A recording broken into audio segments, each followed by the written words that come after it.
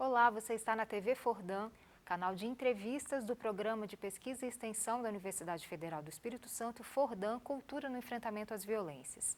Eu sou Fernanda Couzemenco, jornalista, coordenadora de comunicação do Fordam, e hoje nós temos aqui no nosso estúdio a nossa fundadora e coordenadora geral do Fordam, professora doutora Roseli Pires. Uma honra tê-la aqui, muito obrigada pela sua presença. Temos muitos assuntos para a gente conversar nesse ano de comemoração. O Fordam está fazendo 20 anos, em 2025, e a gente pode falar um pouco dos resultados mais importantes do programa, e acho que também é importante, professora, a gente, antes de entrar nesses resultados, a gente dá o estado atual, né, do enfrentamento à violência no Brasil. A gente tem uma lei que é muito boa, uma das melhores do mundo, a Lei Maria da Penha, que está fazendo 19 anos, quase a mesma idade do Fordam, e temos muitas políticas públicas, temos muitas leis complementares que reforçam a Maria da Penha, mas a gente não vê a redução da violência contra a mulher, né? Ao contrário, os números indicam um aumento dos registros, que pode ser também um aumento da violência em si. Então, qual que é a leitura possível que a gente pode fazer a partir dessa experiência do Fordam de por que isso acontece? Por que a violência parece aumentar, apesar de leis e políticas públicas tão boas? Olá, Fernanda, é um prazer.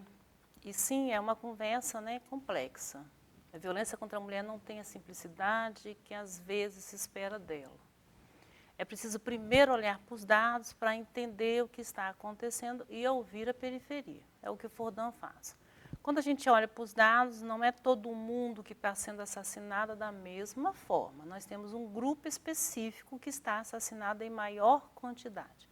A cada 10 mulheres assassinadas, seja por feminicídio ou homicídio, você tem 7 que são mulheres negras de periferia.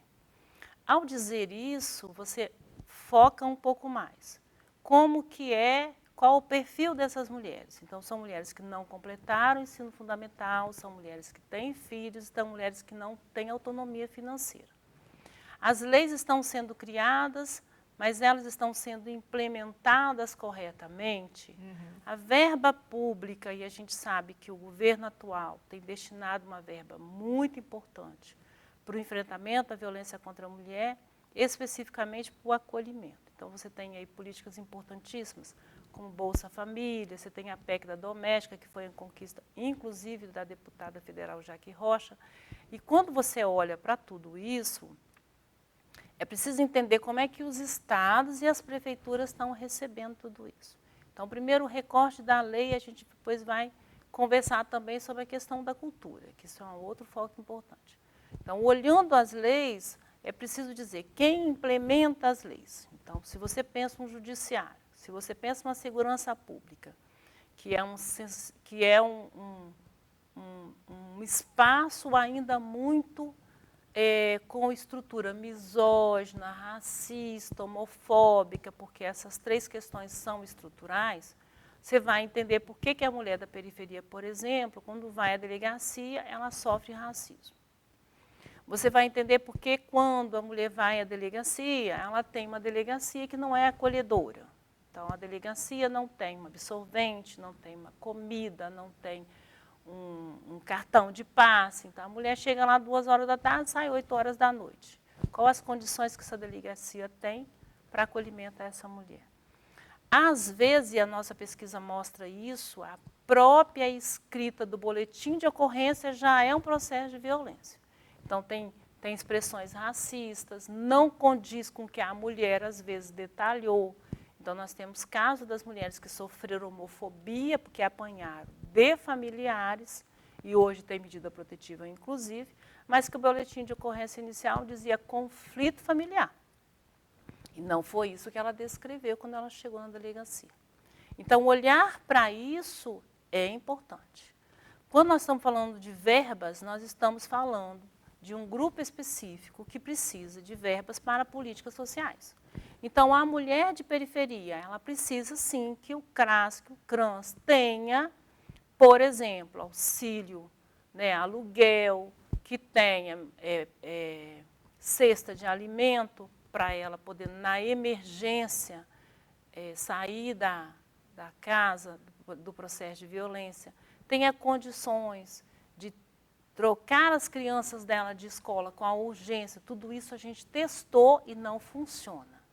não com a urgência que precisa. O que a gente está chamando de urgência? Se a mulher está sofrendo violência, ela tem que ser acolhida naquela hora. Então, se ela ligou para o 180, né? Então, tem que ser a patrulha, ela tem que ir nesse horário. Depois que a mulher já está assassinada, está pouca diferença. Sim, vai ajudar que a filha não seja junto, que a mãe não seja junto, que agora eles estão matando a mulher, a mãe, o pai, a criança, tudo junto. E o último item para a gente fechar essa questão, que é em relação à política de ódio. Então, você tem leis maravilhosas, você tem, né, nós temos leis maravilhosas, nós temos verbas hoje melhores, e ainda na verba, mas as verbas não são especificamente, às vezes, para aquilo que se precisa. Então, você tem uma defensoria pública, que tem uma verba mínima, mas que faz um trabalho importantíssimo de acolhimento dessa mulher. Então, é urgente aumentar a verba da defensoria pública. Você tem os jovens e adultos, que é onde essa mulher que não estudou precisa estudar. Então, é urgente aumentar a verba e um apoio maior aos jovens e adultos. E os jovens e adultos estão diminuindo as turmas, né, Sim, em vez de aumentar. fechando. É um absurdo isso. E aí, quando você vai olhar para a política, né, do ódio contra a mulher, e por isso é importante nós valorizarmos que a misoginia passa a ser um crime equiparável ao crime de racismo, a mulher ser assassinada pelo simples fato de ser mulher. Então, quando a gente olha para o crime de ódio, que é para o ódio às mulheres, a gente entende melhor esse processo. Então, você tinha homens assassinando mulheres, e hoje a gente passa a ter meninos assassinando mulheres. Você prende um homem lá em cima e a sociedade cria mais um monte cá embaixo. Então, pensar toda essa estrutura racista, misógina, patriarcal, é tão fundamental quanto pensar também as leis, as políticas públicas de leis, de políticas sociais, etc. Quando você falou assim que de cada 10 mulheres assassinadas, seja por feminicídio ou homicídio, 7 são mulheres negras, geralmente de periferia, a gente, quando vai adentrando nesses dados, a gente vê, por exemplo, que a violência contra mulheres brancas parece que está diminuindo, né? O assassinato diminui. E você fala, o olhar tem que ser para esse grupo mais vulnerabilizado. Então, a impressão que a gente tem realmente é que as leis, elas realmente abrem caminhos, elas realmente conseguem fazer um papel de proteção, porém, para quem consegue fazer com que elas sejam aplicadas na sua vida. Ai, desculpa, bati no microfone com telespectadores, desculpa. Mas, assim, quando você tem uma mulher de periferia que ela não tem o conhecimento, ela não tem condições de pagar um advogado, ela não tem condições, como você falou, de sair agora, preciso sair agora da casa, eu tenho para onde ir, eu posso ficar no hotel, eu posso ficar em outro lugar, eu tenho dinheiro, eu posso pagar a comida dos meus filhos. Quando ela não tem acesso a isso, essa lei fica inócua. A lei não consegue ser implementada sem os recursos, né? Como se a lei fosse um martelo, mas se você não tiver alguém para pegar e pregar, ele não vai ter funcionalidade. Então, eu acho que o Fordan traz essa realidade para a política pública de dizer, olha, a lei, para ser implementada, ela precisa de um caminho aqui, que é a política pública, que tem que ser aplicada com o olhar da mulher da periferia, das suas necessidades, né? Mulher da periferia, a mulher quilombola, a mulher indígena, a mulher do campo, a mulher travesti, né, toda a sigla LGBT. Por quê? Porque são as em maiores vulnerabilidade. Às vezes ele diz, professora, você sempre fala que é a mulher que mais é assassinada é a mulher negra. Todas nós sofremos violência, sim. Todas as mulheres sofrem violência. Mas os índices mostram que as assassinadas ainda são em maiores quantidades. Esse público específico. Então, a rede de apoio, Fernanda, faz toda a diferença. Se a mulher tem condição de sair de casa, aí a gente vai entrar numa outra questão, que é a naturalização da violência. Então, o estímulo a dizer, homem trai mesmo, marido grita mesmo. Então, a gente tem que ir desconstruindo esse perfil do que é ser homem, para que as mulheres possam olhar para isso como um sinal. Então, se você tem um companheiro que ele grita com você, o que faz você acreditar que ele não é capaz de te assassinar? Nada. Porque qualquer homem hoje mata uma mulher, gente. Quando você olha no noticiário, fulano era pastor, matou? Sim. Fulano era a pessoa maravilhosa, professor universitário, matou? Ah, era um médico que estuprou uma filha de 4 anos de idade. Então, não existe um perfil. Exato. Qualquer homem hoje pode matar uma mulher. O que vai fazer a diferença é ela prestar atenção nos sinais. E quando a violência começar a escalonar, ela ter a urgência de sair de casa. Então, no primeiro sinal, se ela não saiu, ela observa que começou a escalonar e ela não tem opção. Ou ela sai de casa, ou ela vai virar um número de homicídio, de feminicídio. Tem que ter uma rede muito também de vigilância, né? Quando você falou do recurso que vem do governo federal, por exemplo, nessa gestão a gente tem um governo que está mais atento, está tentando aplicar as leis da melhor forma possível, muito diferente do governo anterior que a gente tinha, que era um governo misógino e uma necropolítica, né? De assassinato de mulheres, venham aqui estrangeiros comer as nossas mulheres, transar com as nossas mulheres, uma coisa horrorosa. Mas o governo, o dinheiro vem de cima da União e quando ele chega no Estado, ele também precisa ter uma vigilância para que ele seja aplicado. Quando ele chega na Prefeitura, ele também tem que ter uma vigilância para ser devidamente aplicado. A sociedade civil, a academia, o caso do Fordan, tem que estar atentos, os movimentos de mulheres têm que estar atentos para vigiar isso. Porque um exemplo que a gente sabe, que é do teleflagrante aqui no Espírito Santo, quer dizer, vem uma verba federal que deveria ser para abrir uma delegacia em cada município, e X em municípios maiores como Vitória, tem todo um cálculo aí que a lei prevê, e o Espírito Santo vem e faz o quê? Cria o teleflagrante, que revitimiza qualquer mulher, porque é um tratamento desumanizado, mas principalmente a mulher que não tem aí o conhecimento das leis, enfim, né? E fiscalizar é importante, mas a gente também precisa ter consciência que não é fácil. Então, o teleflagrante, por exemplo, ele foi denunciado. Fordan denunciou, a AP denunciou, a Procuradoria da Mulher denunciou. E mesmo assim ele continua existindo no Estado do Espírito Santo e apresentado como uma política que funciona. Então, é entender a complexidade da violência contra a mulher, onde o recurso ele passa a ser algo fundamental quando ele é bem aplicado, que é o que você falou. Se você tem um recurso que é destinado para políticas de acolhimento às mulheres e enfrentamento das violências, precisa ser aplicado ali, mas aonde? Então, vai ter um mutirão para salvar a vida de mulheres. Em Jardim da Penha? Não vai adiantar. Não vai. Ah, vai ter um mutirão para poder fazer uma atividade de orientação às mulheres, de fazer a denúncia. Em qual bairro? Porque se não for no bairro onde as mulheres estão morrendo, isso não vai ser efetivo. Ou seja, é preciso olhar para o grupo específico e pensar ações políticas efetivas para aquele grupo. Ah, nós vamos agora então transformar as varas em varas híbridas. Então, vara de violência contra a mulher e vara de família vão dialogar. Porque quando um homem está lá, né, vendo a guarda dos filhos, vendo pensão de alimentos, ele vai ou não dá pensão para a mulher, mas o juiz sabe que esse homem é um agressor, a perspectiva muda. Porque nós sabemos que a lei diz que o agressor não tem direito à guarda da criança. Mas quando ele não tem essa compreensão, como é que ele vai fazer a sentença dele? Então, tem coisas que são simples, que dá para ser mudado. A outra coisa, quando você está, por exemplo, numa unidade de saúde, num CRAS, e chega uma mulher e ela diz, eu sofri tentativa de feminicídio, está aqui meu boletim. E ela não passa a ser prioridade nesses equipamentos, ali está sendo decretada a morte dela. Sim. Porque ele vai voltar e vai matar aquela mulher. Então, existe, sim, indícios, sinais, dados que mostram que política precisa ser feita, que mulher precisa ser socorrida. O que falta é vontade. O que falta é compreensão de que a mulher ela precisa ser protegida, de que a mulher ela pode ser assassinada por qualquer pessoa a qualquer hora. Então, a naturalização que a sociedade coloca na violência contra a mulher é uma coisa impressionante, Fernanda. Porque é uma coisa muito antiga, né? Assim, a gente fala aí do patriarcado e tudo mais, a gente não sabe nem muito bem quando que começou, mas a gente sabe que é coisa de mais do que séculos, né? Os estudos mostram que o patriarcado tem milênios, então é uma cultura muito... E se olhar para o Brasil, Fernanda, O Brasil, ele nasce assim. Uhum.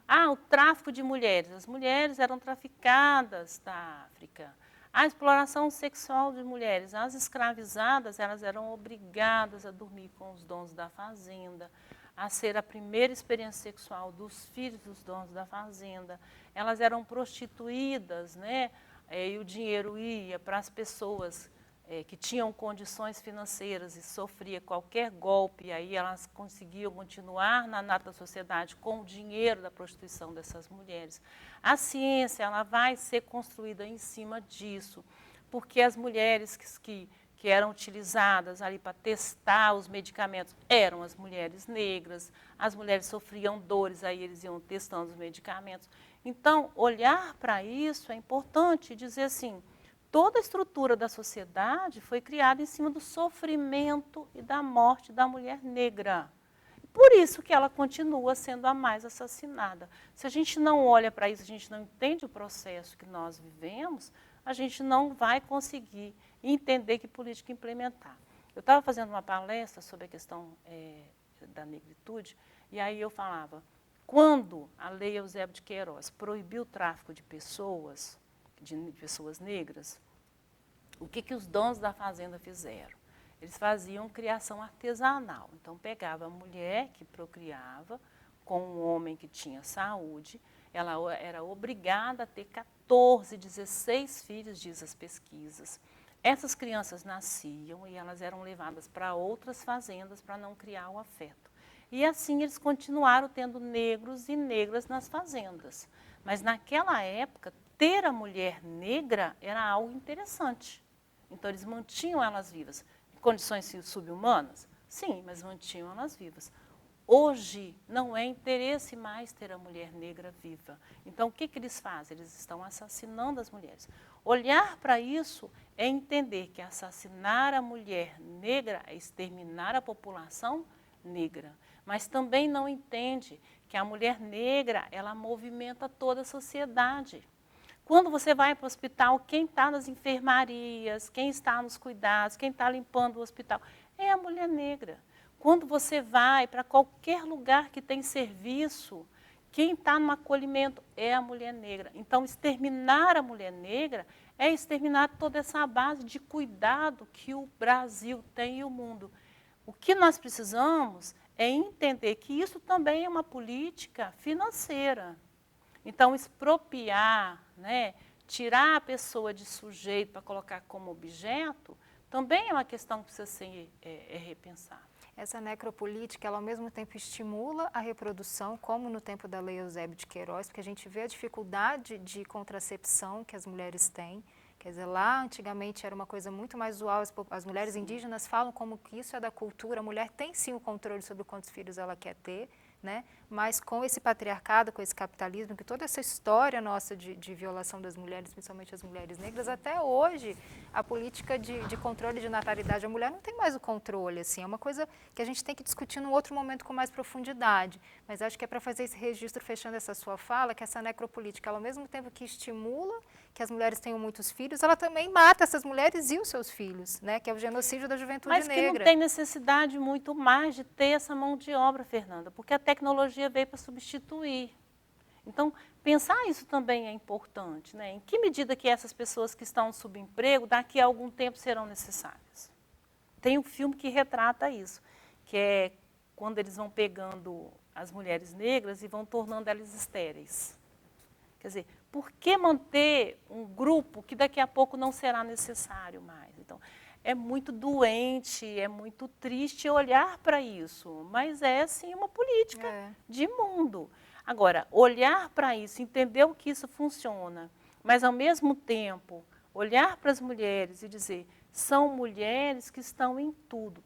Todo ser humano passou pela mão de uma mulher negra, Fernanda. Sim. Se ela não foi babá dele, ela foi a própria mãe, porque é um homem periférico.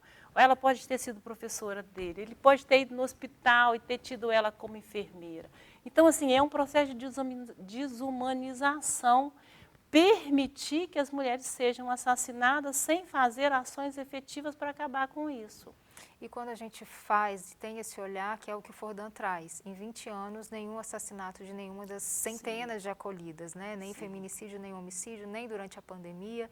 Então, onde que você vê que os resultados, os dados do Fordham apontam caminhos para a política pública para salvar a vida dessas mulheres? Então, a nossa pesquisa, ela monitorou e o programa, ele tem e tinha à época vários núcleos. Então, primeiro, a integração entre os sistemas. É preciso que saúde converse com a parte social, converse com a parte emocional. Políticas, por exemplo, de acolhimento emocional, a mulher é fundamental. As mulheres que sofrem violência, sim, elas têm um índice de adoecimento mental muito grande. Então, é possível investir, a gente sabe que não existe investimento em política de acolhimento emocional como deveria. É preciso pensar também como que essas mulheres se sentem seguras, então ouvir essa mulher e adaptar a política pública para isso. A gente estava conversando que quando você manda uma mensagem para uma mulher, olha, sua pensão de alimento vai ser liberada, você vai ter uma audiência, mas você manda escrita e essa mulher não lê, não escreve, então você não vai ter condições de salvar a vida dela. Então já sabe, manda áudio. Crie a possibilidade para que o sistema seja acessado através de áudio. Ah, mas a mulher na periferia, não, ela não tem computador. Não, o celular dela não é de última geração. Então, determinadas políticas são criadas... Ela mal tem internet, né, assim, para fazer... Determinadas políticas que são criadas, Fernandas, não são para elas. Elas não vão acessar, e se elas não vão acessar, não vão salvar a vida delas. Então, é preciso olhar para isso. E é o que o Fordham faz. Vai testando a política pública. A política de saúde hoje coloca como prioridade essa mulher? Parece que não. A política, por exemplo, que está no CRAS, a mulher chega lá hoje pedindo a pensão de uma cesta de alimento, ela pode fazer isso? Não, tem todo um sistema que não permite que ela faça isso com a emergência. Quando ela chama, por exemplo, a Patrulha Maria da Penha, que é um trabalho lindo, a gente não está falando sobre isso, mas sim, é um trabalho grande e que a quantidade que tem não atende as mulheres que precisam de socorro. Então, não dá para chegar na hora que precisa. E o 180 hoje mostra muito isso, né? Houve um levantamento dos dados 180, do registro, mostra isso. Então, existe uma demanda reprimida e que a segurança hoje não dá conta. E também não dá conta porque, vamos pensar a formação dos profissionais. Os policiais eles são treinados para reprimir, porque é o bandido, mas não para acolher. Quando ele vai fazer o atendimento de uma mulher que está sofrendo violência, ele tem que ir para fazer o acolhimento dela. Sim. E ele não dá conta. Então ele chega lá, já grita com ela, o que aconteceu? Ela fala nada. Ela fala nada. Então, ela, às vezes, tem mais medo do policial do que, né, que é o relato das mulheres quilombolas. A maior violência que elas sofrem são das policiais. A gente tem relato de mulheres que são estupradas dentro de delegacias. Sim. Isso é uma coisa horrorosa. Então, assim, como os profissionais estão sendo tratados? A gente fez denúncia, por exemplo, de sentença racista. Como que é isso, então, trabalhar misoginia, patriarcado, racismo, homofobia num bloco só é fundamental. Se não olhar a interseccionalidade, não tem como discutir política pública de mulheres. E aí a gente fez agora um seminário, tem um mês, né, que fez um seminário internacional de 20 anos, né, e esse ano de comemorações e tudo mais, e muitos desses caminhos que o Fordham vem trilhando e mostrando com dados e com pesquisas foram apresentados, compartilhados no seminário e já estão tendo desdobramentos, né, e vão ter outros aí que a gente espera em 2026. Isso dessa junção da saúde com a educação, com a assistência social, isso aconteceu ali nos GTs, isso aconteceu na plenária final, o documento final mostra isso, está disponível. Eu queria que você falasse um pouco desses resultados do seminário e dos desdobramentos que a gente está vendo. Isso, então o seminário teve o objetivo, que é a nossa tese, né, a hipótese, tese que sem rede de apoio não se salva a vida de mulheres e nem se manda a mulher denunciar.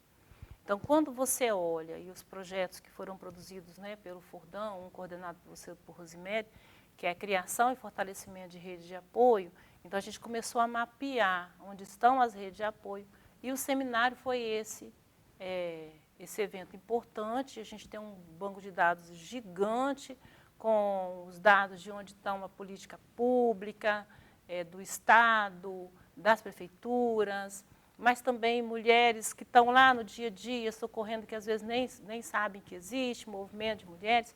Então, todo esse material, hoje, ele está sendo reorganizado para que nós possamos, ao longo do ano de 2026, ir chamando pequenos grupos para conversar. E o mais importante é que o seminário colocou todo mundo junto para olhar uma única questão, que era a vida da mulher. O que impede de salvar a vida da mulher? Então, a plenária final foi fantástica, em que cada um dos GTs foi apresentando e todo mundo ouvindo. O documento mostra isso em nível nacional. Ele vai ser utilizado no Conselho Nacional de Direitos Humanos para pensar as políticas públicas para a universidade. Isso foi apresentado na reunião ordinária, né? Então, em fevereiro nós estamos com essa pauta.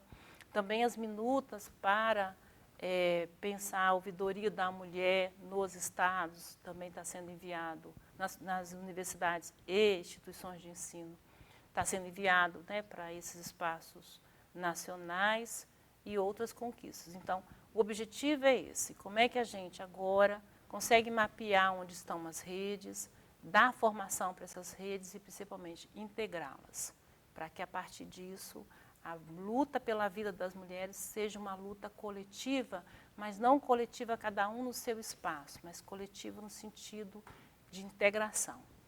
E o aplicativo, de certa forma, traz um pouco também dessa pegada, assim, né, de você reunir num único espaço, numa única tela, né, no caso do aplicativo, numa única tela, você ter os dados dessa mulher e as possibilidades de socorro que ela tem. O que a gente pode falar do aplicativo que está para ser agora, para funcionar no estado todo, né? O aplicativo ele foi produzido com financiamento da FAPES, foi testado, readaptado com a Defensoria Pública, então a gente sempre também, né, conversa com a política pública naquilo que precisa. O Fordão também reestruturou algumas coisas que precisava. E aí, com a verba de bancada da Jaque Rocha, a gente conseguiu pagar profissionais especializados nisso, que estão terminando de fazer os ajustes e a integração com a Universidade Federal. Então, a gente vai usar, né, o sistema da Universidade Federal, porque o aplicativo é da UFES, do Fordão UFES, e com os dados que serão gerados, a gente vai fazer o observatório. E sim, os 7 pesquisadores das 7 universidades, mas também a comunidade interna e externa, vai constituir um grupo de pesquisa para olhar para esses dados e indicar ainda de forma melhor quais políticas serão mais efetivas. E ali ela vai ter, quer dizer, a ideia é que todas as mulheres no estado, no primeiro momento Espírito Santo, né, elas façam esse cadastro, né? Quando a gente... O aplicativo é isso, né? Você não está sozinha em português e em guarani, que tem o objetivo não de denúncia, a gente sempre fala isso. O aplicativo ele vai gerar dados, vai acessar serviços e registrar a denúncia. Mas inicialmente gerar dados. Então eu, você, todas as mulheres devemos entrar no aplicativo, registrar os nossos dados lá e, se sofrer alguma violência, então acionar o 180. Mas também, se você tem um companheiro, né, um ex-companheiro, e você precisa de uma pensão de alimento, você vai procurar. Aí você precisa de uma medida protetiva de um companheiro que está te violentando. O acesso cai direto na Defensoria Pública. Então, tudo isso vai ser mais facilitado, porque a mulher agora não precisa se deslocar. Ela tem um aplicativo nas mãos. O desafio, Fernanda, é a questão da internet, que nós sabemos, né? Existem lugares, por exemplo, as mulheres do campo têm mais dificuldade, mas nós estamos tentando ver como é que vai também trabalhando isso.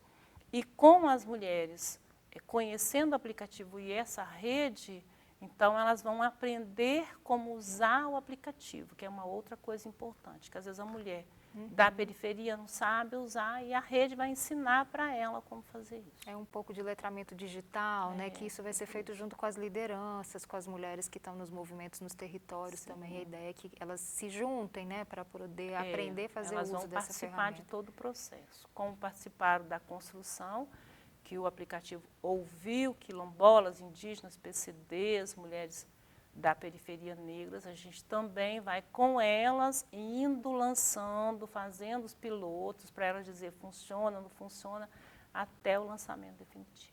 Maravilha. Roseli, eu queria, assim, a gente fica, eu pelo menos a minha expressão, ela vai ficando mais séria à medida que a gente vai mergulhando nisso, assim, mas ao mesmo tempo eu tenho uma alegria muito grande de estar nesse trabalho, né? Quando eu vi você falando agora nesse final, já vislumbrando 2026, o que, que a gente pode construir daqui para frente, existe uma alegria, existe uma esperança também que move, né? A gente sabe que é uma coisa muito antiga, tem milhares de anos de uma cultura para a gente derrubar, né, tem todas essas dificuldades, mas a gente tem muitas conquistas também no dia a dia que nos movem, né? Apesar disso tudo, a gente tem ainda muita vontade, muita alegria de continuar fazendo o trabalho, né? Acho que a alegria a gente não tem, não. Mas a gente tem vontade de continuar, porque é uma temática muito difícil. É preciso que as pessoas entendam que quem trabalha com a violência contra a mulher tem um impacto. Que não é fácil a gente, no dia a dia, estar com essa pauta, às vezes tendo que brigar com pessoas, né, companheiros. O Fordan que denuncia professores, que denuncia juízes, promotores. Então, é uma carga, assim, difícil para a gente. E que isso tem um impacto emocional, tem um impacto na saúde. Entender isso também é importante. Mas, ao mesmo tempo, é uma coisa que nos move, porque tem algumas autoras que falam, e eu concordo, a gente não tem outra opção. Não tem outra coisa para fazer. A gente não tem opção. Lutar pela vida das mulheres é um caminho que não tem uma outra via. Ou você vai por este caminho, ou nós também seremos exterminadas. Porque nós não sabemos qual mulher amanhã vai aparecer assassinada, pode ser uma de nós. Sim.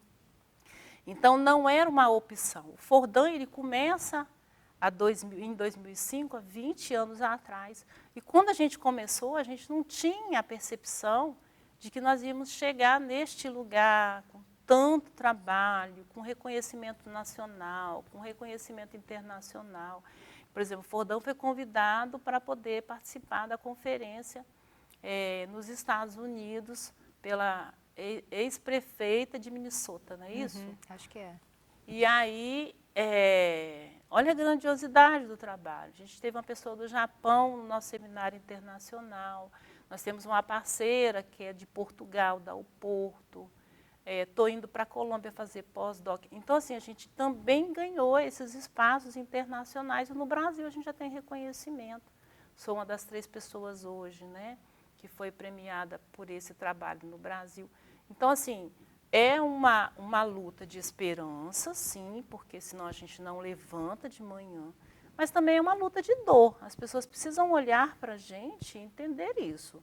Não, a gente não é guerreira, a gente não é aquilo que suporta tudo, pode falar que a gente suporta, pode bater, que a gente... Não, nós somos seres humanos. E esse olhar sobre a mulher é importante. Cuide das mulheres. Então, você quer a companheira do seu lado? Cuide dela. Você quer uma mãe bem, feliz? Cuide da sua mãe. Você quer uma professora e tal? Cuide da sua professora. Então, a gente tem um processo de sugar a mulher. Então, há uma perspectiva de que você pode tirar tudo, que ela vai estar sempre ali, íntegra, para te servir. Não, não é assim. Então, a gente também tem o processo de adoecimento, de morte. E o mundo precisa entender isso, que vai chegando um horário que a gente precisa dos homens, né? Que é o movimento que a gente está fazendo. Agora. Então, os companheiros, os amigos, né? Quem está nos escutando, pensa também na sua prática, como é que você pode dar conta disso. Às vezes, uma discussão em sala de aula, isso aí já ajuda bastante. A mulher negra, como você coloca, ela como está na base da pirâmide social, né, que até uma frase, a Angela Davis fez isso muito lindamente, né, que é quando ela se movimenta, toda a estrutura da sociedade se movimenta, porque ela está lá na base, né, todas as interseccionalidades, camadas de vulnerabilidade se acumulam sobre o corpo dessa mulher, né. E eu, como tenho esse meu histórico ambientalista, eu vejo isso como se fosse uma espécie de bandeira. Se você cuida dessa mulher negra que está ali na base, você vai cuidar da sociedade toda. Sim. Então, no dia que a gente tiver uma sociedade onde ela for o foco, onde as políticas públicas sejam pensadas a partir dela, é como se fosse a tartaruga marinha das praias. Você olha a tartaruga, vamos cuidar da tartaruga. Só que quando você cuida da tartaruga, você cuida das praias, das comunidades costeiras, do oceano inteiro. Então, é meio isso, assim, que é o né? foco da COP30, né? Também. Foi sobre isso. É isso. Sim, seguimos aí juntas em 2026 e porque não temos outro caminho, temos que fazê-lo e vamos fazer da melhor maneira possível. A luta pela vida das mulheres continua sempre. Amém. Axé. Axé.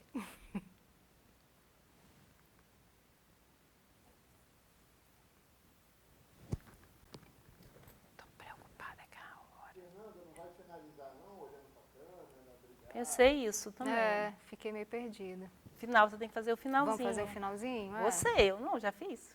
Tá bom. Agradece. Tá bom. Isso. Professora, né? Eu acho, não sei. É isso. Axé. Seguimos juntas. Gente, é isso. A entrevista, nosso episódio de hoje fica por aqui. Axé para você também. Seguimos todos juntos nessa luta. E todas, amiga. É, tem que falar de novo. Deixa eu falar de novo. Ela falou todos. Sim. É isso, professora. Seguimos juntas. Seguimos todos e todas e todes. Juntos, juntas, juntas. Axé. Isso aí. Foi.